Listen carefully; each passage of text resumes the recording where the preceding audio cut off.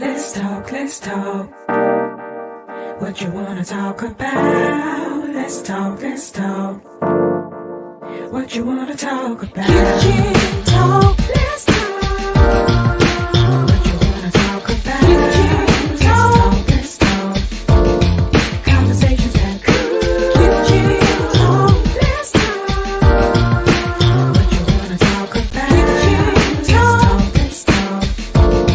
Conversations that could. Let's talk. What you wanna talk about? Let's talk. What you wanna talk about?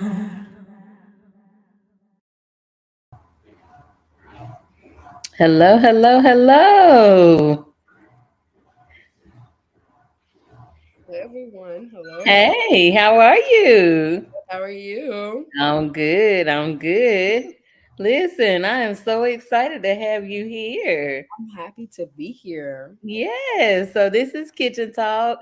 CTC is Conversations That Cook. Okay. Um, so my guys are out this week. So it'll be me and you, but Precious, I think we can do it. I think we can hold it down.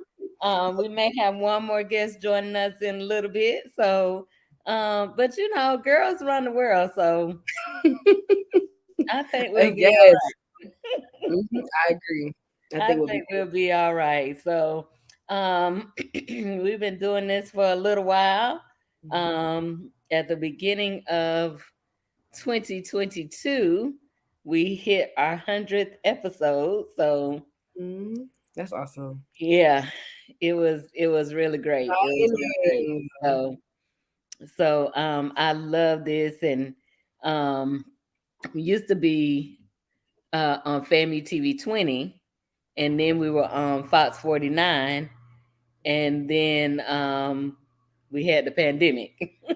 So it slowed us down about this much, and we decided to do a virtual show. So we took it, to virtual on Thursdays at 9 o'clock, and we've been riding that since June of 2020. Yeah, June, July of 2020. So it's been really, really cool. So welcome everybody that's watching. This is Precious Johnson, one of my special LLC students that I had a chance to meet and get to know and hang out with last year, and she's still rocking it. So, Precious, you are probably graduating next I am fall. this spring, actually. No, Yes, ma'am. it's in May, April, May. May 5th and 6th. Wait, that was too soon. That was it wasn't so fast. Yo, I just got here. For y'all who don't know, I just came to FAMU this past fall, so fall 2021. I got my A in high school, so now I'll be graduating this spring of 2023. Wow. Hey, Vet. Hi. So I do remember that you did come in because we had a little, can she get in? Can she not get in? Is she a freshman? She's not a freshman. Is she a first time in college? Is she not a first time in college? So I was so glad that we did get you into the LLC, which was really great because you're such a leader. Thank I didn't you. know it was gonna be that quick. Yes, Wow. it is very quick. And so you haven't even turned 21 yet, have you? Have not just turned And you 20. about to graduate with your BA. Wow. Wow. What's next for you? I actually applied for Texas Southern for their communications department to get my master's, as well as Florida State. I've been accepted to both programs, and I got a full ride to Texas Southern. So that's where I think I'm Of going. course you do. So I think that's where I'm going. Soon I've already went to Texas just to be like the city and the school in Houston, and I loved it. So Houston is nice. Houston is nice. It is. And so I'm going back sometime in the future just to look at like, housing options, whether I do like student housing or stay on campus. Just trying to figure it out because I'm still young. Like I'm still 20. So technically like Right. age, I'm still a sophomore, junior in college. So I still want to have that experience for the next 2 years in Texas. So we'll see. Wow. And how is your mom feeling about this? My mom, she's a little hi. Hi, What's up, y'all? I'm a little late. My bad. My bad. My mom, she's handling it. I don't know how my mom. We went to Texas together, and I think that she feels a little better now because we have people up there. Well, not up there, but over there. Amari? So she's feeling a little bit better, but it's definitely gonna be a little culture shock for her because from Daytona to Tally is not too bad, but Yeah, but way over to Texas. yeah, it's Woo. different. JT, Yo, how are you? I'm good. Everybody all right? We good. We good. So, also joining us is Omari, Shaheed. What's going on, buddy? What's up? What's up? Nice to meet you. Yes, sir. Yes, sir. So, Omari is another one of our LLC students who came in as like taking the hill by storm. Hey, gotta do what you gotta do. You gotta do what you Always. gotta do. Even if you got to ruffle a couple of feathers. Oh Hey, my had to ruffle a few. God. So, Omari, how are things going with you? Uh, I mean, it's bumps and smoothness on the hill. Just taking it day by day. Got a lot of wins, got a lot of losses, but I just take it personally. Try to do as much as I can while I'm here. Try to influence, help as many people as I can, while still staying true to myself. Representing my city. You Sure. know, Chicago, come on. yeah, but Come on. I'm enjoying it. My reign with the Royal Court is coming to an end, but I'm picking up new roles, and it's just gonna get better from here. So, Are you doing SGA stuff too? SGA is not really my thing. I was supposed to Okay. be running a campaign right now, but there's some stuff happening, so I might still be running the campaign. Like I said, it's bumps in the road always, but That's life. yeah, Right. I'm going through OL training right now though, so for the summer I'll be doing orientation leader. Yes, Oh, okay. come on, come I on. can see you doing that, No, definitely. that's gonna eat. That's gonna eat. Yeah, so just trying to leave a legacy for myself. I know that's right. Come on now. Good. I'm so proud of y'all. It's always good to see the young ones doing their thing. All Yes, right, sir. I feel like the proud auntie. Yeah. JT, is that a McDowell's hat? It is a McDonald's. See, this week I'm on the fries. This I'm week you on the prize. be watching lettuce. Oh my goodness. So thank you guys for joining us tonight. JT is one of our uh original co-hosts. So we've been at this for a minute. A long time. A long time. We've been at this for a minute. So what I wanted to talk about tonight, we've been talking about love and hearts and all this week. February is just a month of a whole bunch of stuff going on. So I also wanted to get into Black History Month. So, like, who are our heroes? How are we celebrating? And I thought that my thought was for this year to tap into Gen Z and see, what are you guys doing or even think about? Like, is Black History still something you guys celebrate? Or do you just like it's 365 for us, or just different things like that. So let's start with heroes. So, or sheroes. So I would say definitely one of my sheroes, especially after seeing the movie, is Harriet Tubman. And mostly because I found out that she was just 5 feet tall. So that really, I was like, that's what I'm talking about right now. That's how you do that. Miss Lorraine. I'm just saying. The five is crazy. She, she, well, you got a root for vertically challenged people, huh? I'm just, ain't nothing challenging about my verticals. Verticals is crazy. So, but just the tenacity that it took to do what she did, and the commitment, and the not even giving thought to her own kind of life. Like, as a short person, sometimes you be like, well, I might not can't do that. I'm still walking in the grocery store, like asking people if I could borrow their height to, to get stuff off the shelf. And here she is, like leading hundreds and hundreds and hundreds of people to freedom. That is like that. It opened my eyes to a new look at her Mm. in that way. In that way. So, all right. So who's next? All right, Omar. You don't have to raise your hand, baby. Step on in Because there. I ain't want to cut nobody off. But a personal hero for me. Excuse the noise in the background because I'm in BOP right now. But a personal hero for me, um, as far as Black History Month, I'm gonna give an old and a new one. So my current one around is always pretty much going to be LeBron James. I think he faced a lot of adversity as a person, not even just as an athlete. Knowing his history, knowing his background, and continuing, a lot of people consider him the greatest basketball player of all time, and a lot of athletes get wrapped up. Shake your head. A lot of athletes get wrapped up in that.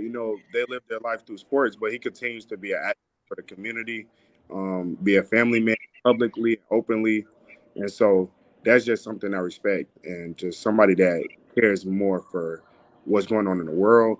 And, Mm, back then, or not back then, but one of elder, my elder inspirations is Malcolm X. mm, I think we have similar, personality types and methodologies, of as far as like doing what it takes. And last month I got the opportunity to go see the Kinsey collection, the family's Rattlers. They have a collection of like mm-hmm, artifacts in mm-hmm, LA, and I went with the Royal Court and I seen a letter from like an authentic letter from Malcolm X to mm. his assistant, and the letter was basically addressing that. He was basically saying that he needs to get his autobiography finished now because he thinks his life is in danger. He knows people is coming from him. That's basically what he said in the letter. It had Wow. his signature and everything on it. So just looking back, like that's a crazy life to live and to still do what you do, knowing that your life is in danger. Oh, we lost him. We lost. Oh, there you go. Oh, okay, okay. But to still do what you do, knowing your life is in danger, is a tough job. So that's And my. that is so real, especially for our forefathers and our ancestors. It really was life or death for them. It really was. That is so true. And for him to face that adversity from like both sides, like the people he's supposed to be working with and the people that's working against him. That's like double. Like, where did I sometimes wonder, where did he find any peace or comfort? But I think it was probably in his family, in his wife, and in his children, where was able to find some peace and comfort. Precious, what you got? Okay, so mine are a little bit mine I have like people who are like more like my family and close to me, and then on top of that I'll have like just people who are like professionals and things of the sort.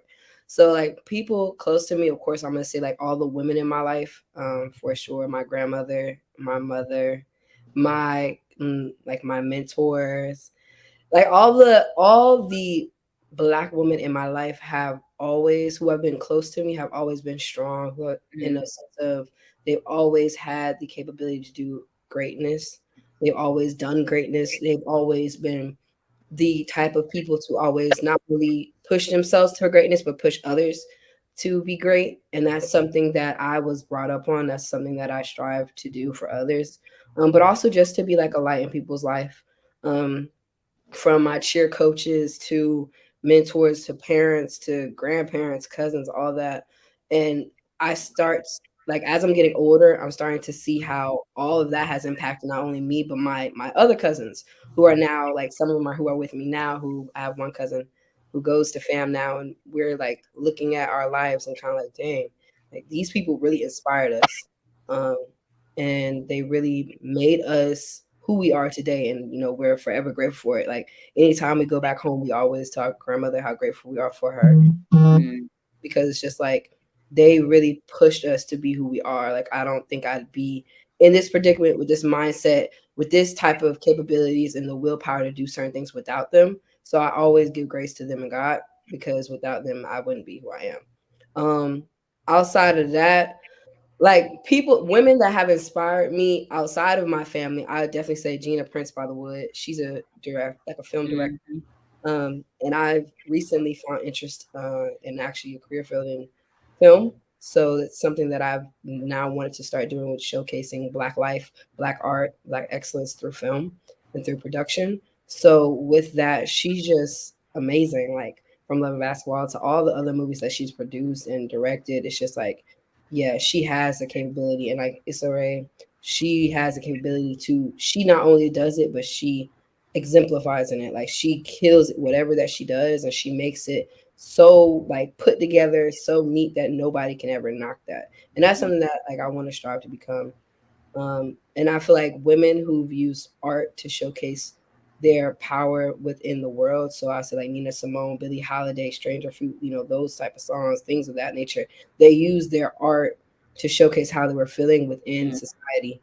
And they used it to not only push themselves, but push their people. Aretha Franklin, all those women mm, of caliber that use their talent, they use their gift to not only build themselves, but build their community. That's something that I hope to strive for. I hope to become. I hope to be when I leave this earth. I hope that's something that people can say like she used her gift to not only uplift herself but the people around her in her community. Because that's something that I was built upon and that I strive for. So I think mhm. those are all my heroes. Those are all people that I inspire me and give me, the strength to keep going. Nice, nice. I like the fact that you mentioned Aretha Franklin, because some of the stuff I hate that we don't learn about them until they're gone. Like she was a Real. for real advocate. Like Mhm. money where the mouth is kind of advocate. So yeah, and different ones, and definitely our family members and the things that they have, gone through and everything. So yeah, that's really really cool, really cool. And you do have to pay homage to your ancestors, to your aunts and your uncles and your grandmas, all of that. JT, what you got with I your got Mick House hat on? Hey, friends. hello. Hey, Brother Ford. What's up, friend? How you great people doing? JT Money. Yo. JT, what you Omar, got? Miss Johnson. How y'all doing today? Good, What's good. up? What's up? Good, good, good. These are my wonderful Friendly Moist. These are my wonderful LLC students from last year, two of them. And that Precious Johnson is trying to graduate already. I love it. Yeah, I see, love it. That's what it should be. don't stay at FAMU forever. Yeah. You get in, She get is out. doing Get it. She is doing it. She came in halfway through yes. and did not waste any time. Omar, you need to step up the gas. Hey, I gotta enjoy my time here. I'm trying to get all four. I'm trying to get all four. I know I only that's did right. one undergrad. Get all four, Omar. Get all four. No, that's right. But now you got to get out after Oh four. yeah. Oh yeah. I'm only doing four. I'm only doing four. But I want all of them. I want every All second. of them. I don't blame you. I don't blame you. Enjoy them while you can. So, Francie, tonight we were talking about Black History Month. So we're celebrating our this is our Black History Month show, and I was thinking, and as we went through it, and I was like, we should talk to Gen Z, about how they're viewing or feeling about Black History Month. So what we were doing was kind of going through our heroes and sheroes. JT was about to tell us about Akeem. No, I'm just playing. No, but a few of my heroes, of course, with me being a thespian, I love Denzel Washington, man, and not just because he's an actor, but because some of the things that he's done in the community as well, Mm-hmm. reach other people come up. I saw what he did for Chadwick Boseman. I also saw what he did for Omari Hardwick. He helped them get on. And Denzel, if you're watching, brother, go ahead and holler at me. Get me.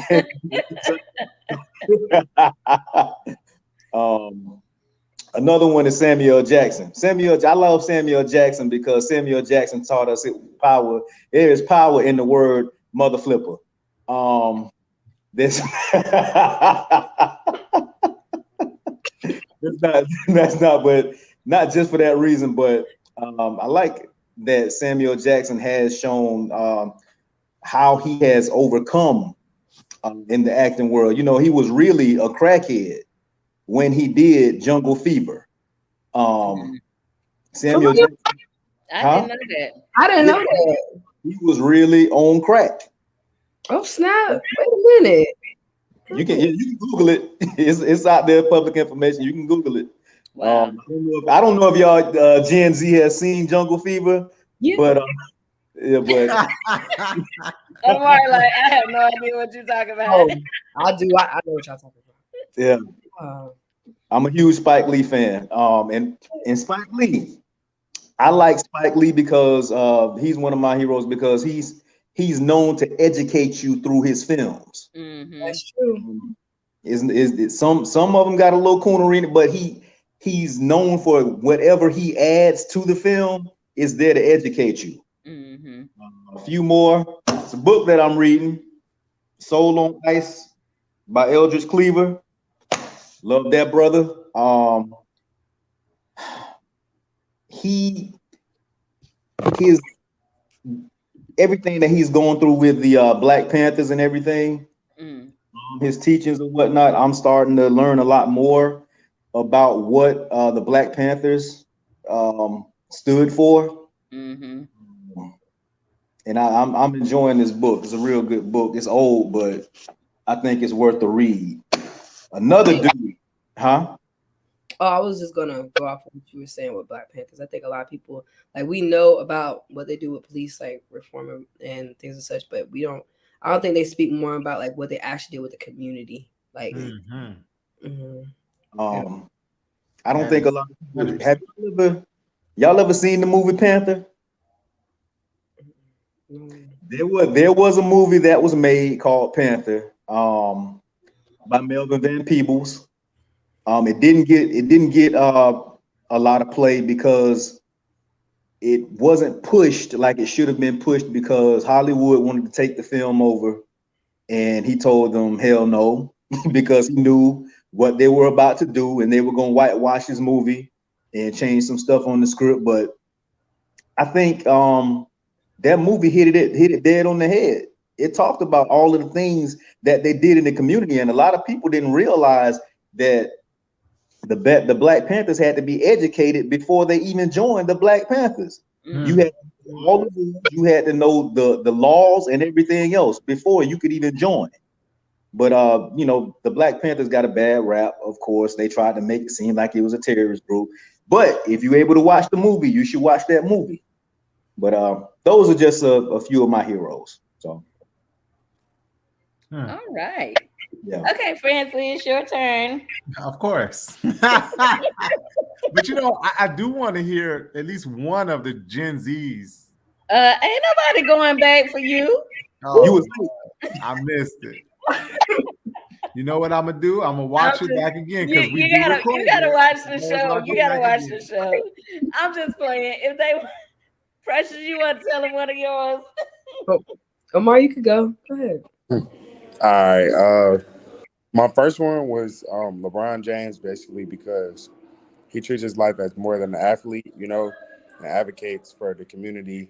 When truthfully, people like that, most people like that, or most, especially celebrities, like I think people underestimate the amount of fans people like LeBron and Michael Jordan have in the world. Like these people have more social media traction than presidents, and so with their platform, a lot of times all they do is talk about sports with all this traction, and he uses it a lot to talk about problems, family, things going on in our community, things going on in different communities. So I respect that a lot, and I try to implement some of those behaviors in myself. And then my second one, as far as like an ancestor, who's ancestor seems like such an old term, but it's really just somebody passing away. But as far as the ancestor was Malcolm X, for him doing not only what he thought was right for himself and his community, but doing whatever it takes. Sometimes people are afraid to be the villain when somebody always has to be the villain, and he knew he had to be the villain to get what it was done. So I respect that about him. Was he the villain though? To Depends on who you Society. depends on who About you ask. society. he Yeah. yeah, it depends on who you ask. To a lot of people, not only to non-violent people, but to people that truly don't know his story, he was not. He was a villain. He was the villain in that situation because people always compare him to Martin Luther King. So he wasn't a villain holistically, but in that situation, he's ridiculed a lot. And he knew he was going to get ridiculed from that because he got ridiculed when he was making those decisions. He knew nobody else was going to do it, and so it needed to be done. I think he was. I agree. I think that he was looked at as an enemy in society, but I think it's because the society in which we lived in looked down upon blacks becoming mentally like capable and strong and knowing our stuff and knowing that you can't. Sometimes peace is not always going to be the answer. Sometimes you have to match fire with fire in order to get something accomplished and done. And that's what he did. He stood on all 10 toes and went to work. And they didn't like what he was doing because it was actually creating change.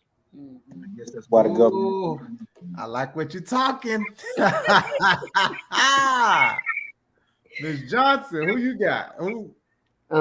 Okay, so mine were like it was like half personal, half like professional. So I said my personals, my heroes were my mother and my grandmother, all the strong women in my life who have exemplified what the true definition of not only pushing yourself for excellence but pushing others to excellence.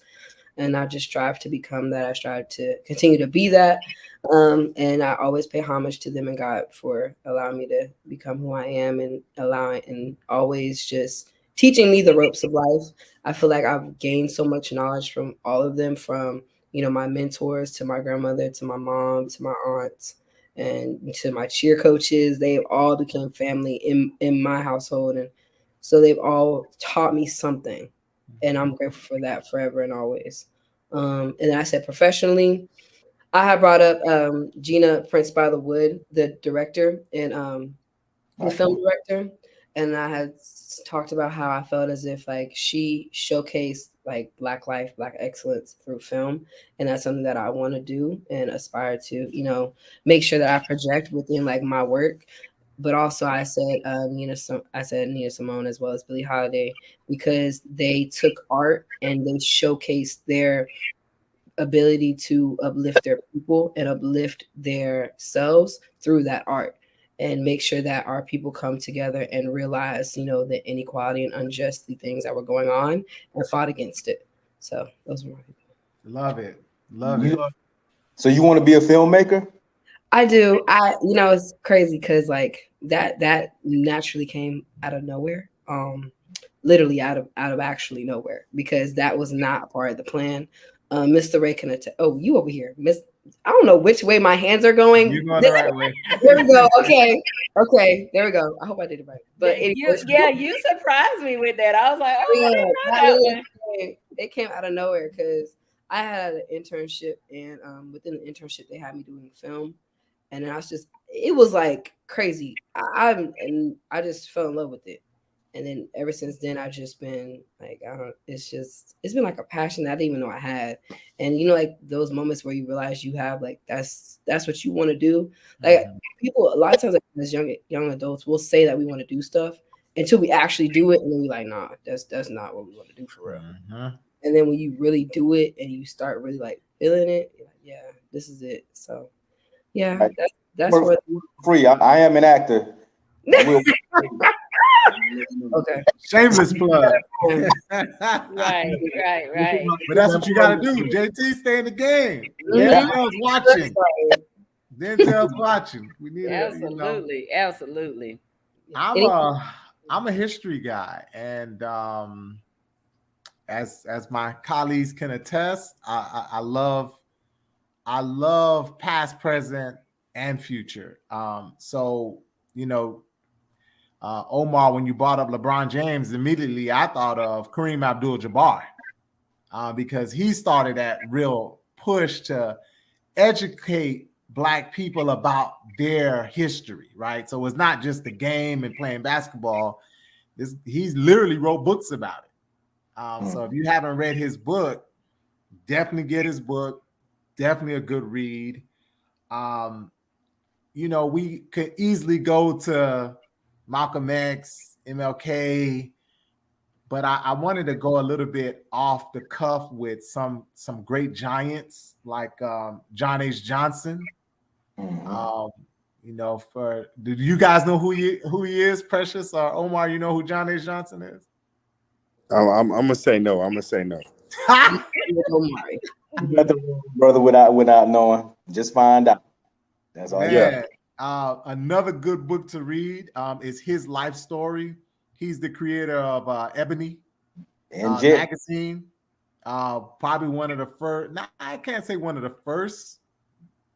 One of the wealthiest Black men in America, but he was definitely well known, and wealth was not a problem. So he literally created an industry out of sheer grit.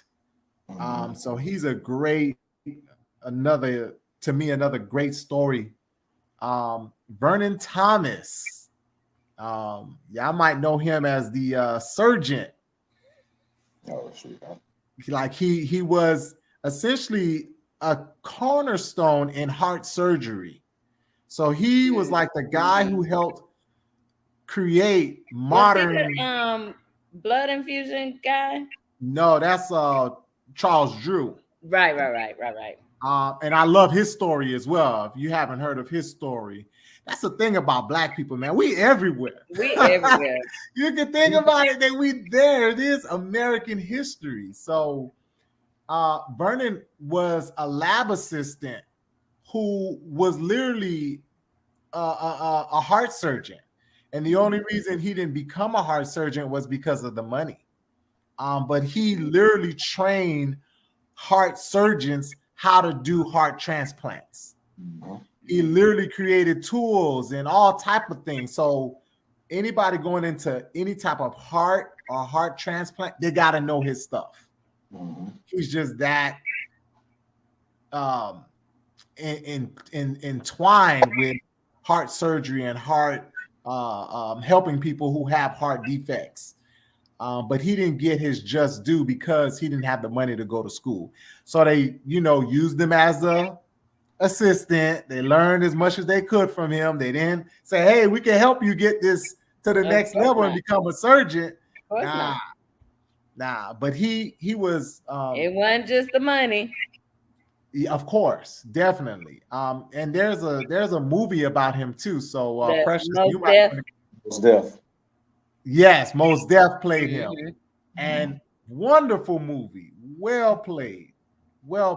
I gotta bring in Nat Turner. Man, if you have not seen, what's the name of this movie? Birth of a Nation. Birth of a Nation. If you have not seen Birth of a Nation, it's a must see. It's a I must still see. haven't seen it. It's on the shelf, but I have not seen it yet. I mean, just the grit, I don't know. the It's like realness. I want to see it, but I don't want to be mad. So That too, but you gotta watch it. You gotta watch it. And then we can't talk about Black history without talking about Toussaint Louverture. So we got to talk about Toussaint Louverture, one of the architects of the Black Revolution, the Black liberator, literally not just of Haiti, but of several other countries, including the United States. So, sometimes when we talk about Black history and Black heroes, we miss out on so many people because I don't know. I think it's our culture. I think it's society. We kind of focus in on some of the juggernauts. Part of it is the programming and the education. So we're only going to get so much. And unless we do our own classes and our own research and our own digging, then a lot of times we don't get that. We don't hear about the inventors because we were the ones doing the work. So of course we're inventing ways to make work easy, to make work easier, and things like that. So, but we're not going to hear about that. I remember pretty much, growing up, you heard about Martin Luther King and, his nonviolence, and you heard about Rosa Parks. Malcolm X. By the way, have y'all seen The Rebellious Life of Rosa Parks? No, I haven't. We talked about that last week. I said I got to catch it. Oh, yeah, you need to see it. Yeah. Like, if you get a chance, you definitely need to see it. It's stuff in there that I never knew about her because the only thing we were told was, she sat on the bus and she refused to give up her seat. And even that story was messed up because some people say, they say all kind of stuff. She was tired. That's why she didn't get up. She said she never told nobody she was tired. She had Nikes instead of Reeboks. But the thing too is like her story. I know there's some other people like that. If they did a movie on Coretta Scott King, sure. You know what I mean? Like, do we really know? Sure. Her plight and the things that she went through. Or Betty Shabazz. I mean, yes, correct. And the children, and just the whole lot of it. But here's another question I wanted to know especially from GenZ. Like, do you all feel like Black history is still something that needs to be celebrated? Do you feel like it's still relevant? I'll let Precious go first. I was just about to say, do I think Black history is something? Oh, of course. That's hands down. That's not even a question for me. I always think that's relevant and needed, especially like with our students, with the young kids. Like, we need to start teaching them young our history so then they know it and not playing catch up. I think that is very necessary because if you don't know your history, you're not going to know yourself. Because that's the main point. If you don't know you're never gonna hit that Afrocentric mindset or understanding of yourself, your people, your culture if you don't have the history backing it. That's just like letting a child just go out into the world without getting raised properly. You're gonna act a fool. And it shows with some of our people act in some of the ways because they weren't taught their history, they weren't taught properly. But some of that is not on the fault of them. It's just on the fault of the environment and society in which we live in. I think who continuously like try to suppress and try to make sure that we are Eurocentric and very, I say whitewashed. I'm just be honest. And so I feel like with that becomes a repeating cycle where we continue to try to fit into the white society and not know ourselves and our own natural beings of who we are. So I definitely think it's needed and it's relevant to topics. I think that, with different, even like on campus at FAM, like different institutions, like going to HBCUs, becoming a part of like different organizations that are geared towards Black success or Black excellence or whatever in, org that you're in. Um, those help you and it molds you because it's another form of education for, Yeah. it's another form of history that you're taking on and you're interpreting and you're learning, that it makes you a better person. So I I think got a quick question to ask because you hit some, boy, I love it. I love it. Have any of you been to the Black Archives since you've been on campus? I yeah. went yesterday. There you go. There you. What you thought about it? Um, I liked it. A lot of history I knew already. With me being a part of so many or FAMU history, but it's not the same as seeing it in person. I've been to like a few Black History museums, like the DeSable Museum in Chicago. So a lot of stuff was just a refresher, but like seeing the the Black history in this university in Tallahassee in these museums um, is even better to me. So I love that part of it.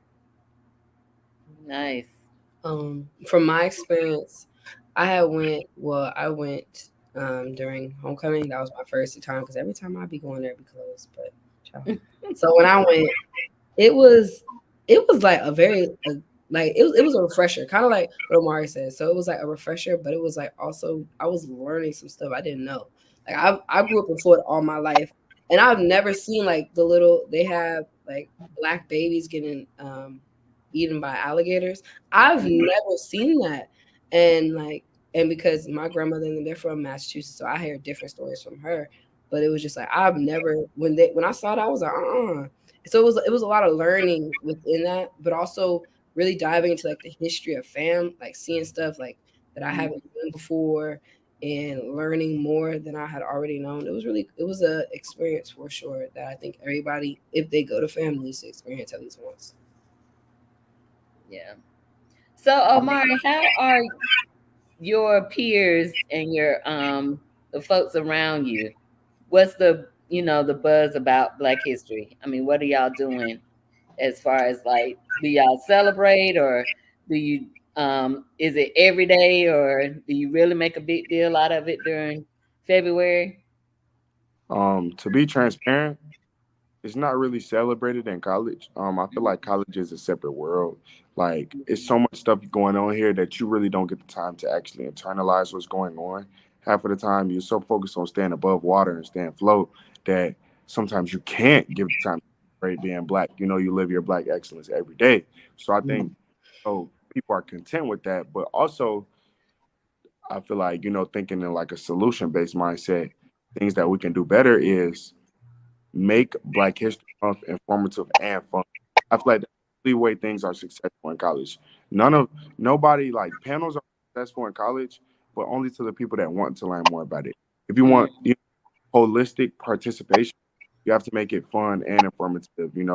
And people in college love events. That's just what it is. If it's free or if it's fun, those two F's, people love Amen.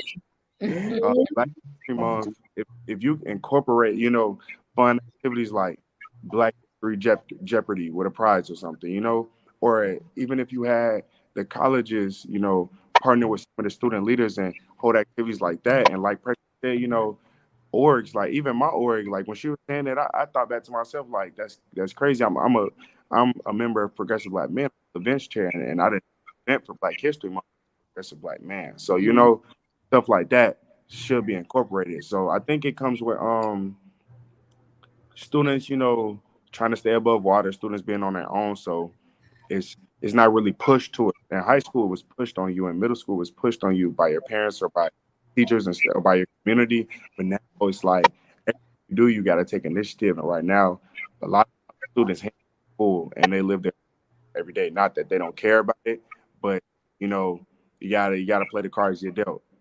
I think that's interesting because a lot of the people we've talked about thus far, they were your age when they changed the world, Mm-hmm. Yeah. right? And a lot of times with Gen Z and even younger, and even the generation before that, we kind of wait for somebody to do it for us, right? Like, okay, somebody's gonna lead me to do this, and somebody's gonna lead me to do that. And then in their generation, they said, no, this is the issue. We need to be the solution. You know, what can we do right now to make it work? And I think that mindset, once you like Ms. Johnson stated, you see the history and you understand, you're like, you know what? I could do something. You know, I'm a part of this organization. You know, we can lead the event that does blank, blank, blank. It doesn't have to be February, right? Yeah. We can lead this activity, and we can be the ones to not just do it on the highest of 7 hills, but take it to other universities. Absolutely. It's important that you know, and I know it's not always easy, because what you said is so true. You're trying to make your own history, Right. you know, but at the same time, knowing that you have full control of sharing that narrative is important. Mm-hmm. And this is the time where you can be the next MLK, the next Malcolm X, the next Betty Shabazz, because you have that voice, you have that power. But I don't know what it would take to spark that initiative, tenacity. Or do you all see the need for it? That might be another thing, because your generation is even more so removed from slavery than my generation, and even more so removed from slavery from your parents' generation. Do you all see more of the melting pot, so to speak, or are you still seeing some of the same issues? Like when we look, we still see the same issues. Like a lot of things don't seem like they've changed that much, even though they have a little bit here and there. But depending on what day it is, we like, oh my God, we've come so far. And then some days like we ain't come far enough.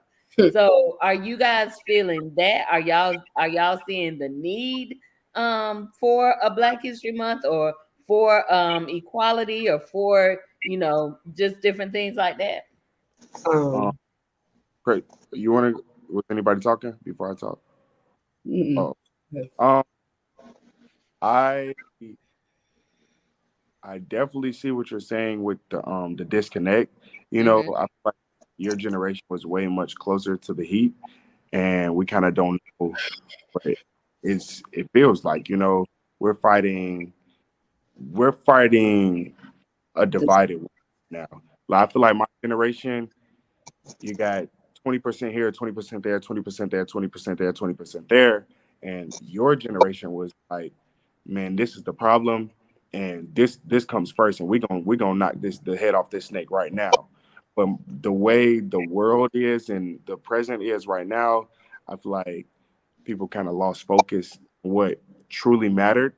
And also back then, I think it was more open. Like it was open oppression. You seen what was going on. A lot of people don't see what's going on. A lot of people don't care to see what's going on. As long as it's not in their face, it's not in their mind, you know. A lot of people understand that.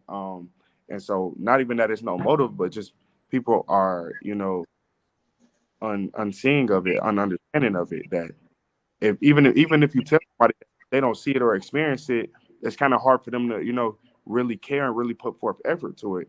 As far as somebody that really understands and did their research and has experienced this oppression. So I think that's where the divide comes from. A lot of our generation is so shielded and so protected that they don't get to experience anything.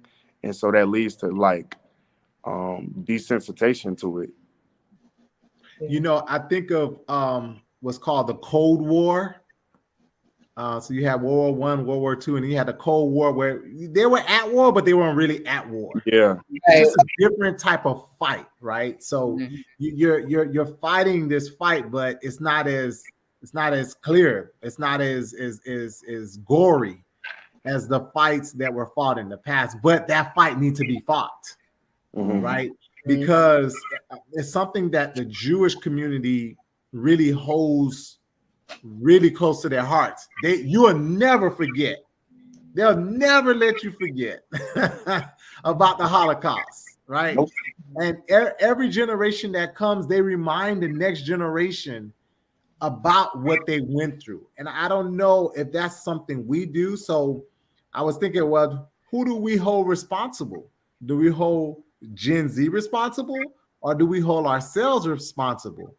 And I think all of us should be accountable to that piece where we need to remind, hey, this is the fight that we need to continue to fight, and give you guys the tools to continue to fight that fight, because you're going to be sharing this to the next generation.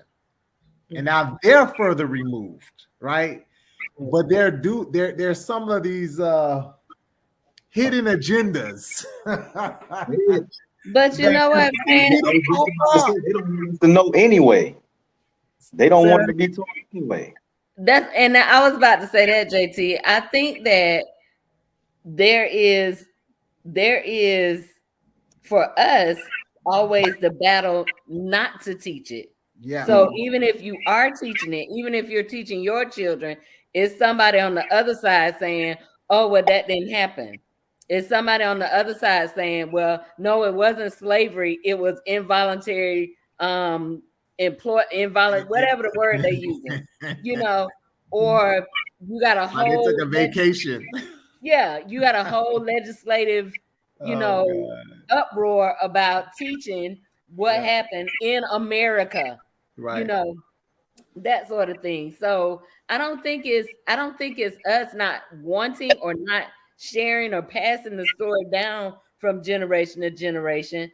I think it's more so of the fight of, or the head knocking of us trying to say it and somebody else trying not to get us to say it. Yeah. Well, again, they're going to change that history, but go ahead. One more thing to say before you go, Precious. Another thing that I talk about in most of my psych classes, and it fueled my career choice, is the lack of Black people in the government. Like there's a population of Black people in the government, and you may consider them high roles as far as representatives and senators, but the Black people in the government are usually the Black people controlled by the government, not in the government. And people don't really understand that, like, it's a very controversial topic, but no, we have this topic. We have this conversation all the time. That's why I'm reacting like that. Yeah, most people history was recreated. Like, for example, you could tell us whatever you want to tell us about FAMU because we weren't here. And so whatever you tell us, we have to run with. If you create the document and put it in Black archives, whether it's true or not, we can't fight that. And that's what happens with the government on a larger scale.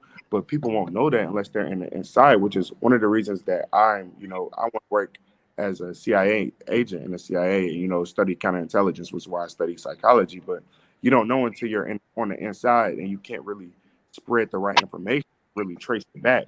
So I think that's another reason that we're knocking heads, because you got some people going based off of Eurocentric facts, and then you got Black people that know what happened, but they can't really explain what happened. So it kind of overshadows it. I kind of disagree with that. They know what happened. They have the facts to what happened. Yeah. But people are not listening or believing what's happening. So it's really up to us to continue to be the fact checkers. So going back to your FAMU illustration, somebody could put something up and say, hey, yeah, that happened. But we need the people who say, oh, no, that's not true. This is what actually happened. And there's facts to back that up. And that's the beauty of history. There's always the facts, right? You can always go back and say, oh, yeah, that did happen. In Tulsa, they dropped that bomb. That is a fact. You can go there. You can see what happened. I mean, it's too many facts that actually happen that they can't hide. Does that make sense? Yeah.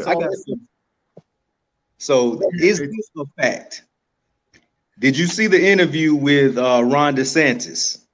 And he I guess he explained his reasoning for not wanting to have AP Black history. Did you see the reason why? I heard about it, but I didn't see it. Well, he said that it was because they were trying to push an agenda of LGBTQ inside of the course, I guess. Oh Yeah. yeah, I did hear him talk about that. You just be talking like you don't even make sense. Like, did he just make No, that up?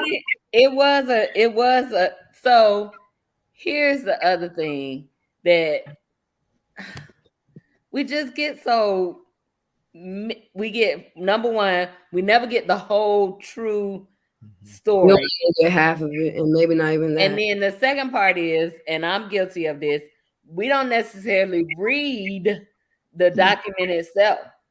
So there is components of that particular class that do talk about LGBTQ and this, that, and the other.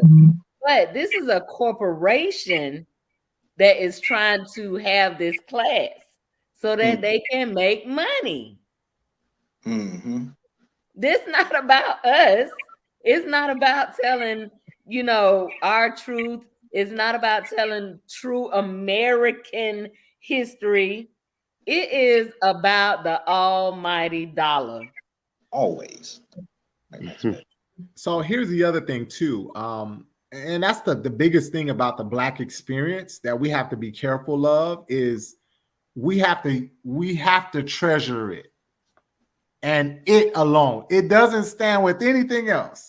Now, I disagree with throwing the baby away with the bathwater, because that's what DeSantis essentially did. He said, well, that was an issue. We just want to throw it all away. Well, you throwing away all of the good stuff too, because you don't agree with how certain people do X, Y, and Z. But again, even for our own community, it's important that we again honor what so many heroes and sheroes have gone through, not because of their sexual orientation, really just based off of the color of their skin. And that's truly what we need to celebrate. Again, that's what Black history is about. All of us, we cannot go into a room, any room we go to, they're gonna know you Black. That I'm Black. And it's important that we continue to remind. And now you can have other movements, that happen that may try to tag on to us. But at the end of the day, this is the movement that we need to hold true to, and we need to remember just as much, even more than the Holocaust. And you see how they don't let other organizations jump on their bandwagon. Now they have other things that they want to push, other agendas that they want to push. But that Holocaust, that's the cornerstone. You can't mess with that. And I think the Black experience and the Black history itself should be the same way. We need to honor that cornerstone and say, hey, we know there's other movements, women movements, men movements, this movement, that movement, but the Black movement is important, and we need to recognize it as a standalone. And I think that's the other piece. We because we want it to be recognized so much. Everybody jumps on that bandwagon. I'm telling you, and it's such a difference of trauma. It's such a difference of oppression. To literally be stolen from your homeland. Yep, it's such a difference, but. It's like as soon as you say let's rally or whatever, it's all kind of everything. This matter, that matter, the other matter. Everything matters. No, first we need to recognize Black history in itself. And again, have you guys been to DC to the Black History Museum? I still gotta go. Got to go. I haven't been yet either. Because of how they curated the experience, it really showed the Black experience. That's good. It's the Black, and again, I was like, wow, taken aback, because some of the people that I named earlier, you don't see, but they were naming them at the museum. Toussaint Louverture has a statue. I'm like, whoa, they got Toussaint in here. And that's huge when it comes to understanding the liberation of Black people. Mm-hmm. You know what I mean? This is the first group of people to fight and receive their freedom, and then turn around and tell everybody else you can get it too. Yep. You can't. How you leave that out of history? Yeah. You can't. And we have a system that wants to leave out details like that. But we want you to recognize the plight that we currently have. Mm-hmm. So it's like, I want you to forget about everything that they've done or whoever's done, but I still want to tag on to it. Yeah. But I want my issue to become the new issue. New issue. Lead. Right. And again, it's important that that's why I love Black History Month. But I too appreciated what you said, Omari, about just kind of being a college student and it's just not on the forefront of your mind. I get that. I so get that, because you all are trying to, I have this wonderful love and I can't stand y'all at the same time relationship, because I have so much compassion for your generation, because you all were exposed to so much at such a very young age. This technology, you know, y'all probably had a phone in your hand or some kind of device in your hand when as soon as you can hold something, it's like you got the bottle and the device. And the exposure that you all had without the benefit of someone helping you navigate it. So you get to look at all of this stuff, but nobody's saying, well, that might not be right for you to look at right at this moment. Mm-hmm. Because it's just like, you quiet, you out my way, you know, I'm good. And then you got to navigate all of that yourself. And that's not to say you didn't have good parents. It's just time is moving so much faster than it has before, in my opinion. But I appreciate the fact that you recognize we're just not thinking about it in that way.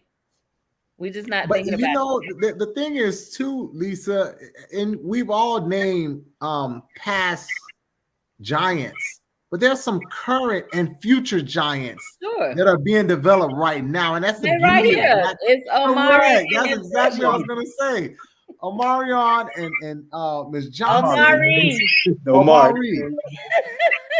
And Ms. Precious. You guys are literally, we're watching history right now, right? Mm-hmm. We're watching it develop, and that's the beauty of the Black experience. It doesn't stop. Absolutely. Right. It's an ongoing developing, just always blossoming into something extraordinary. Every time they try to stop, like, baby kids, we're gonna stop you. Nope. We don't die. They multiply. We multiply. And you guys are literally doing that. But in doing that, we can't forget who got us to this point. Sure. Right? How we got on, how did I get from point A to point B? And then how am I going to get from point B to point Z? And then how am I going to help my next generation move beyond that?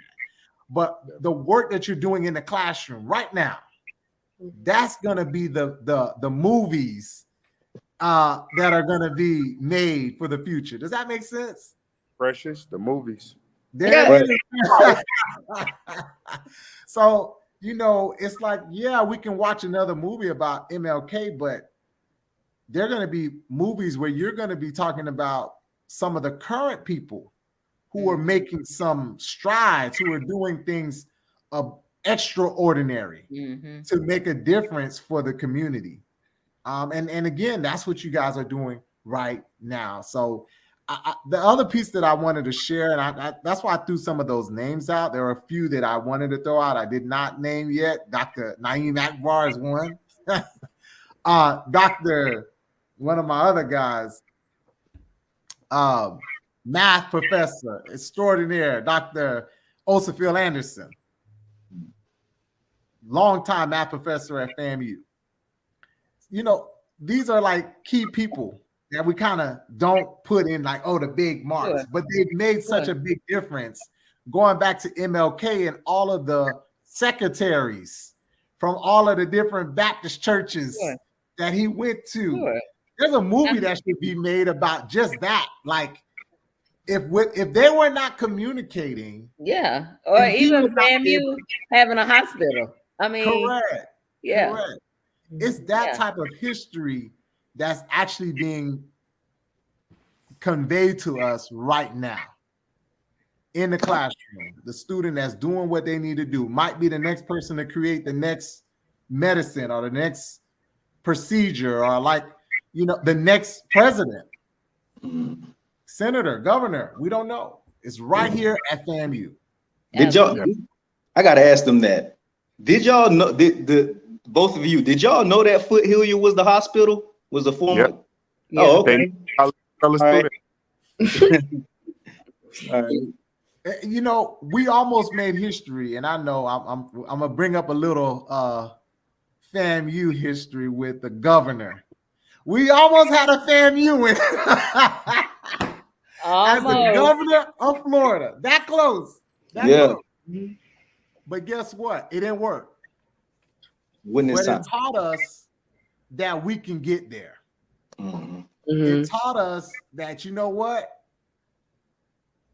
We need to be right. We need to be focused. We need to move with the agenda of helping people.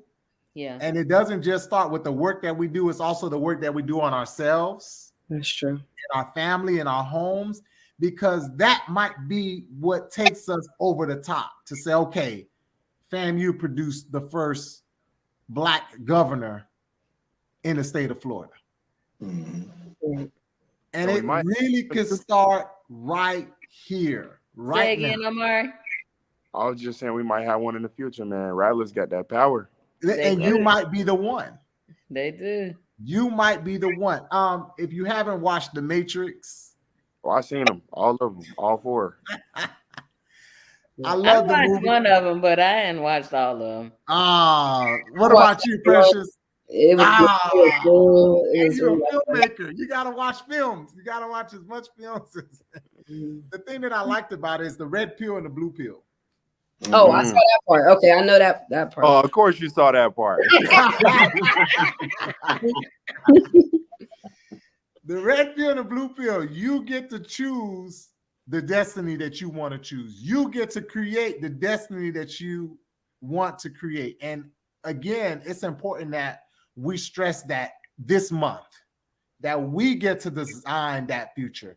If those young students from all of the HBCUs, I'm talking about FAMU, TSU, Fisk, these are college students that said, no, we're going to stand up to this. If they did not do that, we wouldn't be here today. Absolutely. So they literally changed the future by taking the pill and saying, hey, this is how we're going to move. And I truly do believe this generation has that power. We saw it with Black Lives Matter. Well, that summer was those crazy. might have been millennials, not necessarily Gen Z. Yeah, but the main we were message still around a little bit. Yeah, we were in there though. I was finna say y'all was babies. No, probably teenagers. We was in like high school. We was in high school. Teenagers. Baby. That's not a baby. That's a baby. Yeah, that's not a baby. That's when it starts. Yeah. Teenagers. That's when it starts. And I think that movement shared and showed the true power of collaboration. Oh, absolutely. But we could take it so much further. And I want this. But it is to me gonna take a collective in trying to bridge the gap. So trying to bridge the generation gap, trying to unify the Gen Z with Gen X, with millennials, and we move it forward in that way. So we take the ideas and try to mesh them together, which is what I really thought was going to happen had they not killed a Malcolm X and a MLK. They would have came to the table and reasoned together. You kind of saw it. You saw it kind of happening. Well, I saw more of a difference. I saw them building their own table. Sure. And that's what I think. Yeah, but I really believe they would have came to the table and reasoned together. Yeah. Absolutely. So look, this has been Kitchen Talk. Friends come late and make us stay late and just all kind of stuff. Across. I love it. I want to thank you, Precious and Omari, for joining us. Of course. Great talk. Absolutely. I appreciate you guys so much. This has been Kitchen Talk CTC. Conversations that is what they do. That is what they do. Listen, if you are watching us on YouTube, hit the subscribe button so you'll never miss another show. Make sure you turn on your notifications. If you're watching us on Facebook, hit the like button so you'll never miss another show. This has been great show. I appreciate you guys so much for hanging out with us. It is Kitchen Talk CTC. Conversations that cook. That is what they do. Listen, we're gonna be back here next week, same time, same YouTube channel, same Facebook channel, and we're gonna see you guys then. Thank you so much for hanging out. Thank you, Precious. Thank you, Omari. Thank you, friends. Thank you, JT. Listen, good night, and good night. Good night. Remember what I said. Let's talk. What you wanna talk about? Let's talk. What you wanna talk about? Kitchen Talk. Let's talk. What you wanna talk about? Kitchen Talk. Let's talk. Conversations that could. Kitchen Talk. Let's talk. What you wanna talk about? Kitchen Talk. Let's talk. Conversations that could. Let's talk.